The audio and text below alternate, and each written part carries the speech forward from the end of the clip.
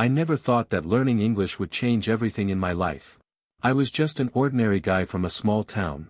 5 months. That's all it took to open the door to a better life, love, and a job I never dreamed of. My name is Pavel. I grew up in a small town in Eastern Europe. Life was not easy. My parents worked hard just to keep food on the table. We had love in the house, but not money. I wanted to help them, to give them more. But my job paid little, and I felt stuck. Everything changed when I met an old friend at a wedding. His name was Alex. He used to live in the same street as me, but now he lived in London. He looked different, confident, happy, even rich. I asked him what changed. He laughed and said, "I learned English, moved to London, and found a great job. You can do the same." That night, I couldn't sleep. His words stayed in my mind. The next day, I made a decision. I would learn English. Not slowly, not someday. Now. I gave myself 5 months. I didn't have money for classes or a teacher. But I had YouTube, a cheap phone, and a strong will. I downloaded free apps like Duolingo and Memrise. I watched videos every day. But more than that, I spoke. To myself, to my dog, even to the mirror. The first weeks were hard. I didn't understand anything. Words sounded like noise. I wanted to give up. But I remembered my parents' tired faces and the way my mother smiled even when she had nothing. I couldn't fail. So I found a way to make English part of my life. I stopped watching movies in my language. I watched only in English, with subtitles. I listened to English music and read the lyrics. I followed English-speaking people on social media. I repeated their words, even if I didn't know the meaning. Then something strange happened in the 3rd week. I was walking to work, listening to a podcast. And suddenly, I understood a whole sentence. I stopped on the street. I laughed out loud. People looked at me like I was crazy. But I didn't care. That was the moment I knew I was making progress. I made a rule, no day without English. Even if I was tired, sick, or busy. Just 15 minutes, but never 0. I spoke with online friends from other countries. We didn't care about mistakes. We just talked. I used HelloTalk and Tandem to find people to practice with. They helped me, and I helped them with my native language. After 2 months, I started dreaming in English. It was small at first. A word here, a sentence there. But it felt real. Like English was becoming part of me. That's when I started writing short stories in English. Silly ones at first. About robots, space, or my cat. But it helped me. I corrected my grammar and learned new words. I also started shadowing. That's when you repeat what someone says, right after them. I did it with podcasts and YouTube videos. At first, my tongue got twisted. But then my speaking got faster. Clearer. I didn't sound like a native speaker, but I didn't sound like a robot either. One night, I joined an online language group. It was on Zoom. There were people from India, Brazil, Japan, all speaking English. My heart was racing. What if they laughed at my accent? What if I said something stupid? But I joined. I introduced myself. And guess what? They smiled. They listened. They said my English was good. That was the first time I felt proud of myself. That night, something else happened. There was a girl in the group. Her name was Sophie. She had red hair, green eyes, and a laugh that made me smile. We started talking after the meeting. Just a little chat. Then the next day, we talked again. And again. Every evening. She lived in Ireland. I didn't know anything about Ireland. But I wanted to know everything about her. Sophie made me want to speak better English. She corrected me gently, and I corrected myself faster. We sent each other voice messages, little videos, even poems. She said my English was cute. I said she was crazy. But I smiled every time she said it. After 1 month, we decided to meet. I had never left my country. I was scared. But I bought a ticket. I packed my bag. I flew to Dublin. At the airport, I saw her holding a sign with my name. She waved. I walked to her, my legs shaking. She hugged me, and all the fear was gone. We spent 3 days together. We talked for hours, walked through the streets, laughed like children. She said I was brave. I told her she was my reason. I flew home with a heart full of hope. 2 weeks later, I got a call. It was a company I had applied to online. They were looking for someone who spoke English. I passed the interview. I got the job. It paid 3 times more than my old one. I cried when I told my parents. My mother kissed my forehead. My father hugged me and said, "I'm proud of you, son." That was the first time he ever said that. My new job was online. I worked from home, speaking English every day. My team was international, people from Canada, Germany, and South Africa. At first, I was nervous. I was afraid they would not understand me. But something strange happened on my first Zoom call. I spoke, and they nodded. One of them said, "Wow, your English is really good." I smiled. I felt 10 feet tall. My job was in tech support. I helped customers solve problems with their software. Some were angry. Some spoke fast. But I listened carefully. I asked questions. I was polite. After a few weeks, my boss sent me a message. "You're doing great," she said. "Would you like to train new people next month?" I couldn't believe it. Me? Training others? In English? I said yes. At the same time, things with Sophie were getting more serious. We talked every day. Video calls, messages, long emails. She sent me a book for my birthday, all in English. A love story. She said it reminded her of us.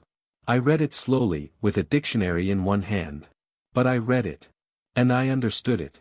Every page was a little victory. She wanted me to visit her again. This time for 2 weeks. I said yes. When I arrived in Ireland, she ran to me at the airport. Her hug was warm. Her eyes were full of light. We traveled together, small towns, green hills, the sea. Her parents invited me to dinner. I was scared again. But I spoke. Slowly, clearly, honestly. They liked me. Her father said, "You have good English. You've worked hard. I respect that." That meant more than I can say. When I came home, I had news. My company offered me a better position. I would lead a small team. I would make more money. I said yes. The first thing I did was send some money to my parents. I told my mom to stop working so hard. She cried on the phone. My father said nothing, but the next week he sent me a photo. He had fixed the roof of the house, something he had wanted to do for years. I felt proud. Like I had become the man I always wanted to be. People began asking me how I learned English so fast. I always said the same thing: I made it part of my life. Not just a subject. Not something I studied for school. I lived it. I breathed it. I made mistakes every day, but I never stopped. That was the secret. Speak. Listen. Repeat. Don't wait to be perfect. Be brave. Be honest. Be real. And have a reason. My reason was love. My family. My dream of a better life. That gave me power. One evening, Sophie called me. She looked serious. I asked, "Is everything okay?" She smiled. I was thinking. Maybe you could move here. To Ireland? My heart jumped. I didn't know what to say. I looked at the screen. At her face. At the girl who had listened to my broken English, who had laughed at my jokes, who had waited for me to learn and grow. I said, yes. I'd love to.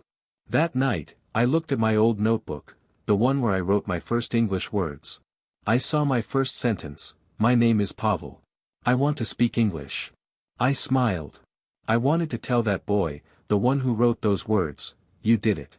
You really did it. Life is not always easy. But language is a bridge. A door. A key. It gave me more than words. It gave me freedom.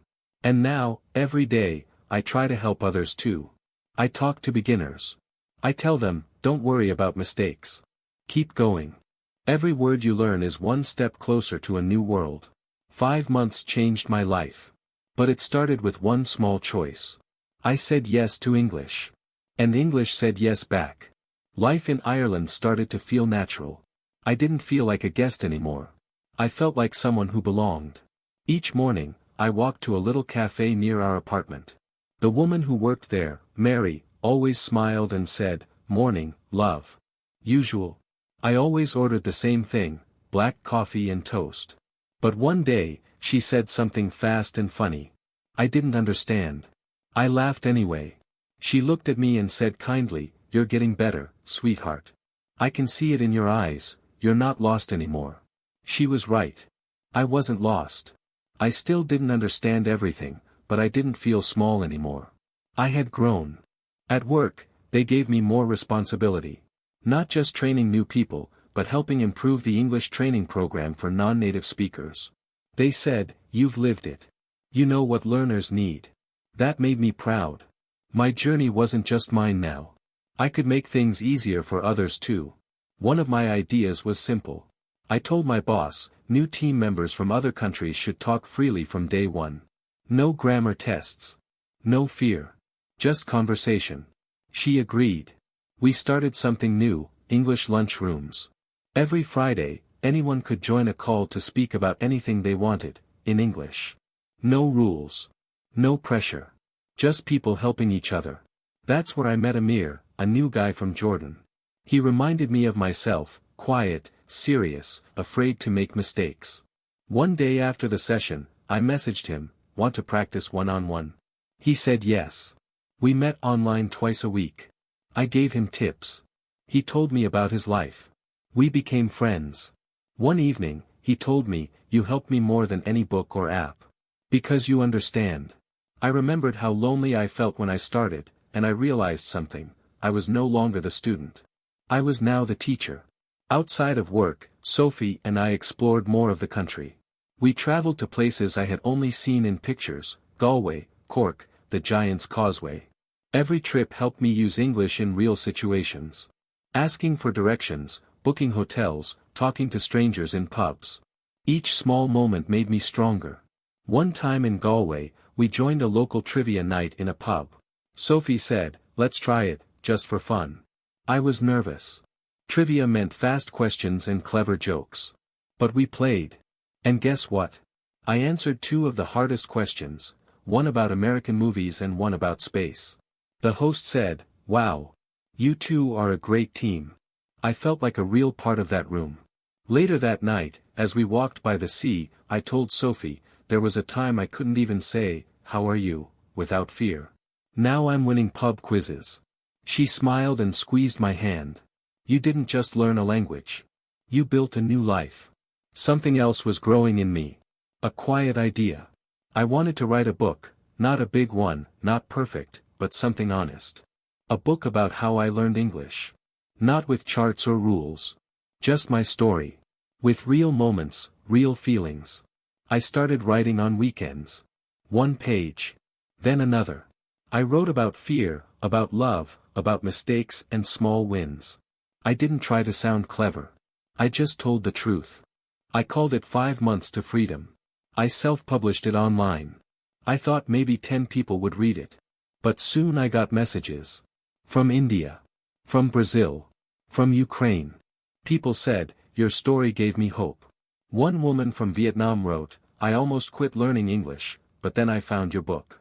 Now I read one page every morning." I cried when I read that. Then came the email that changed everything again. It was from a small publisher in London. They had read my book. They liked it. They wanted to print it and translate it into Spanish and Russian. I couldn't believe it. I called my father. He was silent for a few seconds. Then he said, "I'm glad you never gave up." Neither did he. With the money I earned from the book, I did something I had dreamed about for years. I bought my parents a small house in the countryside. Not big. Not fancy. But warm and safe. When my mother saw it, she covered her face with her hands and whispered, "You did this with words." Yes. With words I once didn't know. With words I learned one, by listening, trying, failing, laughing, and starting again. Later that year, Sophie and I went to a bookstore in Dublin.